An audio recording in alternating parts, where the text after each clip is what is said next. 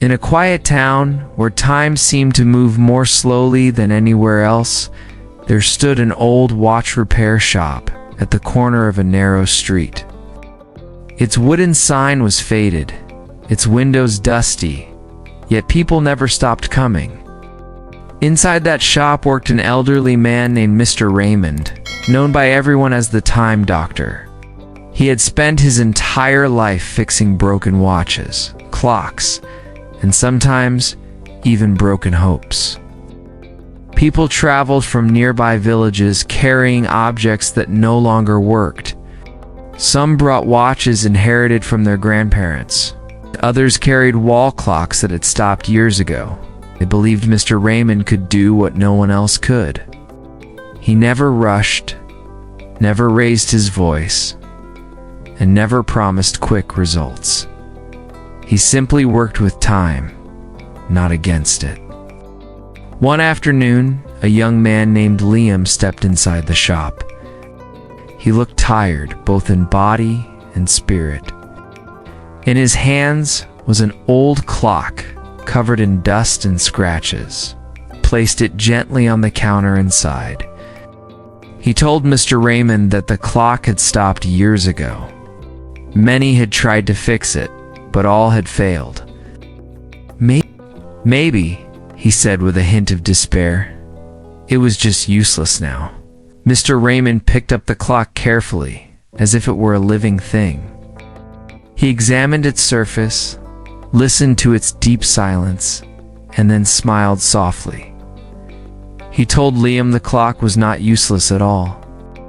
It only needed the right touch at the right time.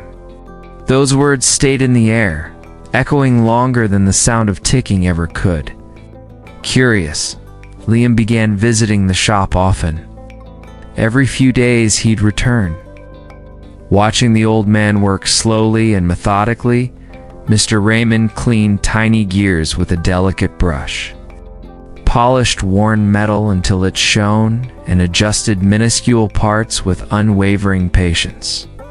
He never hurried. Liam, on the other hand, grew restless, couldn't understand the process. He asked Mr. Raymond why he wasn't just replacing the broken parts. Wouldn't that be much faster? Mr. Raymond smiled again, that same knowing smile. He explained that some things don't need to be replaced, they just need patience and care to work again. Hearing this, Liam felt something tighten inside his chest. He found himself confessing that he wished life worked the same way. He felt like he had tried so hard to fix everything in his own life. His job felt stuck. His dreams felt impossibly distant. Even his relationships felt strained and difficult. No matter how much effort he poured in, nothing seemed to move forward. He felt completely stuck in time. The old man looked up from the clock, his eyes full of understanding. He spoke quietly, his voice gentle. He said maybe, just maybe, Liam's clock had not struck its moment yet. That night, Liam couldn't sleep. The phrase repeated over and over in his mind, had not struck its moment yet. He realized how often he compared himself to others.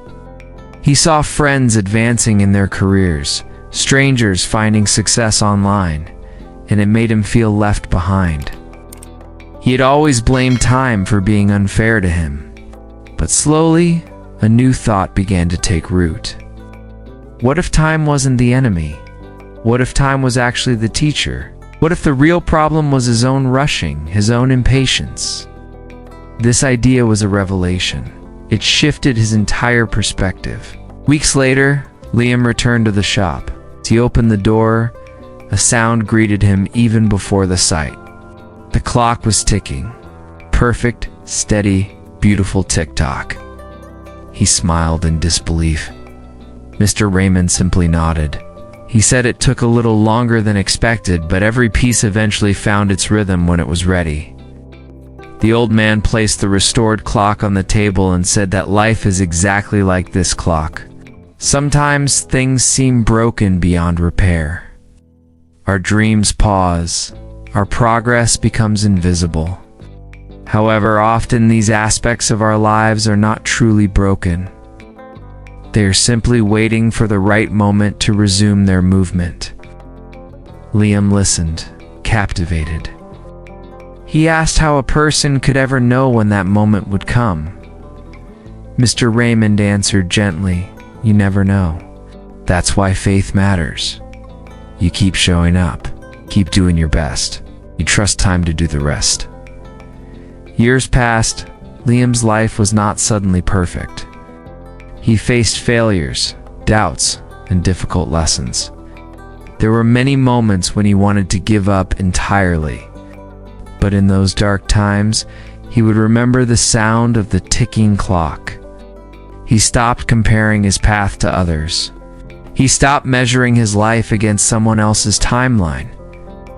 Instead, he focused on learning, on improving, and on waiting without quitting. Eventually, his small photography studio started to find its place. Clients began to come, not in a flood, but in a steady stream. His work started getting recognized. One day, a reporter interviewing him for a local magazine asked what had changed. What was the secret to his success? Liam smiled, said a broken clock once taught him that everything happens on time. Remember this? Your life has its own unique rhythm. You may feel like you're behind, but you are exactly where you need to be right now. Flowers don't bloom by watching other flowers. They bloom when they are ready. So trust your time. Trust your process. Just keep moving forward, one step at a time. After all, even a broken clock is right twice a day. Thank you for watching. Hope this story inspires you to trust your own journey. Don't forget to like, share, and subscribe for more inspiring English stories. Only here on English Life Tales. Everything happens on time.